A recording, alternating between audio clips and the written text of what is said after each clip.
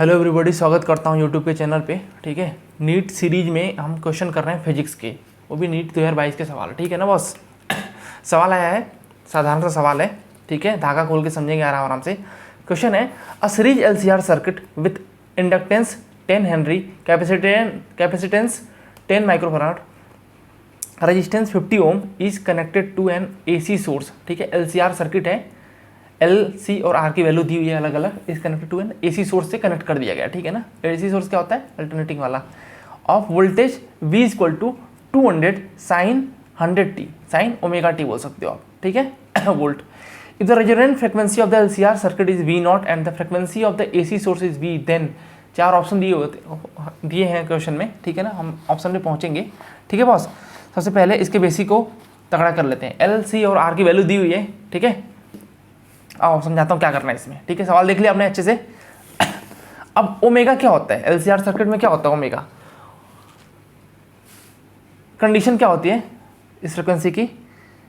Omega L, अरे यार दूसरा वाला मार्कर कहाँ गया? हाँ, ओमेगा एल इक्वल टू 1/ओमेगा सी। ठीक है ना, इसे शुरू से बता रहा हूँ ताकि सबको समझ में आए। जो बच्चे मैथ्स पढ़ रहे हैं, जो बच्चे मैथ्स नहीं पढ़ रहे हैं, फिजिक्स कर रहे हैं, बायो वाले बच्चे होते हैं बहुत सारे। ठीक है, कुछ बच्चे जेई वाले भी पढ़ते हैं आके। ठीक है ना, फिजिक्स, तो सबको समझ में आना चाहिए।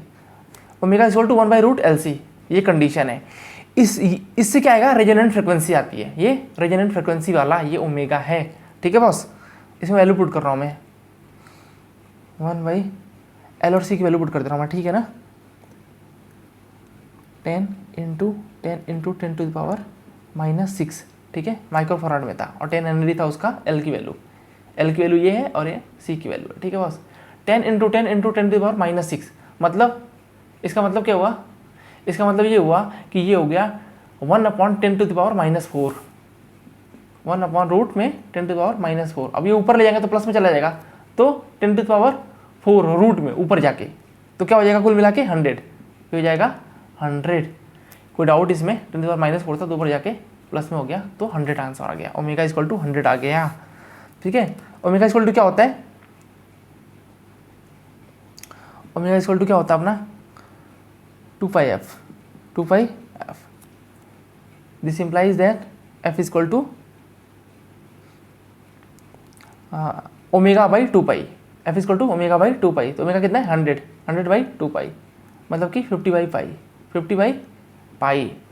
ठीक है ये अपना रेजोनेंट फ्रिक्वेंसी है, ये f वाला रेजोनेंट फ्रिक्वेंसी आ गया, 50/π आ गया। ठीक है ना, और दूसरा एसी सोर्स की फ्रिक्वेंसी निकालते हैं हम। ये आ गया रेजोनेंट फ्रिक्वेंसी। रेजोनेंट फ्रिक्वेंसी का ओमेगा एल इक्वल टू 1/ओमेगा सी, कंडीशन पुट किया मैंने, आंसर निकाल दिया, एफ की वैल्यू आ गई 50/π। ये क्या आया? ये क्या आया अपना? Resonant frequency.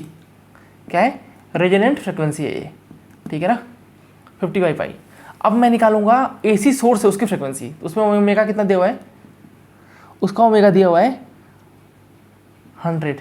एसी सोर्स था ना ये सवाल में, देखो 200 साइन ओमेगा टी वोल्टेज। ठीक है ना, ओमेगा इक्वल टू 100 दिया हुआ है यहाँ पे, तो इसमें भी मैं पुट कर लेता हूँ। तो 2πv। ठीक है, इसको v मान लो, इसको v नॉट मान लो। ठीक है बॉस, उसको v नॉट मान लेते हैं ना, ये रेजोनेंट फ्रिक्वेंसी को v नॉट से भी दिखा देते हैं कभी।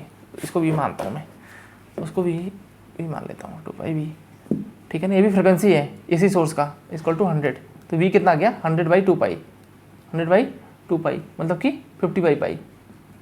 मतलब एसी सोर्स की जो फ्रिक्वेंसी है वही आपका रेजोनेंट फ्रिक्वेंसी भी है इस सवाल में। ठीक है जिसको समझ में आएगा वो जा सकते हैं, जिनको नहीं समझ आया वापस से समझाऊंगा जल्दी जल्दी। ठीक है, रिकैप करूंगा मैं। सवाल ये था, एलसीआर सर्किट था, एल सी और आर की वैल्यू दिया हुआ है। ठीक है, एसी सोर्स है अपना 200 साइन ओमेगा टी। ठीक है, 100t वोल्ट। ठीक है, अब दोनों की फ्रिक्वेंसी निकाल दी, सोर्स की फ्रिक्वेंसी निकालनी है और रेजोनेंट फ्रिक्वेंसी भी निकालनी है। रेजोनेंट फ्रिक्वेंसी के लिए मैंने कंडीशन पुट कर दिया, ओमेगा एल इक्वल टू 1/ओमेगा सी। जल्दी जल्दी बोल रहा हूँ, ठीक है ना, रिवीजन कर रहे हैं अभी। तो ओमेगा इक्वल टू 1/√LC, ये कंडीशन होती है। मैंने √LC पुट कर दिया, तो यहाँ से अपना रेजोनेंट फ्रिक्वेंसी कितना आ गया? 50/π। ठीक है ना, वहाँ पे सवाल में उसको v नॉट भी लिखा हुआ था, मैंने लिखा यहाँ पे, डाउट भी नहीं होना चाहिए। रेजोनेंट फ्रिक्वेंसी क्या है? 50/π। अब क्या है? सोर्स की फ्रिक्वेंसी निकाली मैंने, सोर्स की फ्रिक्वेंसी क्या है? ओमेगा इक्वल टू 100, तो 2πv इक्वल टू 100, तो v की वैल्यू 100, 50/π। तो इससे हम क्या कंक्लूजन पे आते हैं? तो हमारा ऑप्शन था कि v not equal to v equal to 50/π, ठीक है ना। AC सोर्स की फ्रिक्वेंसी और रेजोनेंट फ्रिक्वेंसी दोनों सेम हो गया था, ठीक है ना। या आंसर था अपना, आंसर नंबर 3, तीसरा ऑप्शन सही था वहाँ पे, ठीक है ना। नीट 2022 का सवाल था, ठीक है। आई होप कि आपको समझ में आया हो। जिसको समझ में आ रहा हो लाइक सब्सक्राइब शेयर कर सकते हैं। सारे क्वेश्चन कराऊंगा मैं, सारे धुआं कर देंगे यहाँ पे।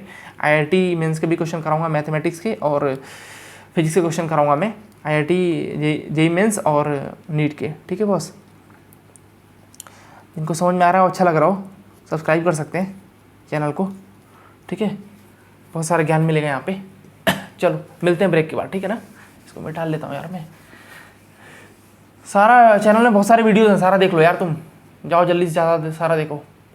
चलो।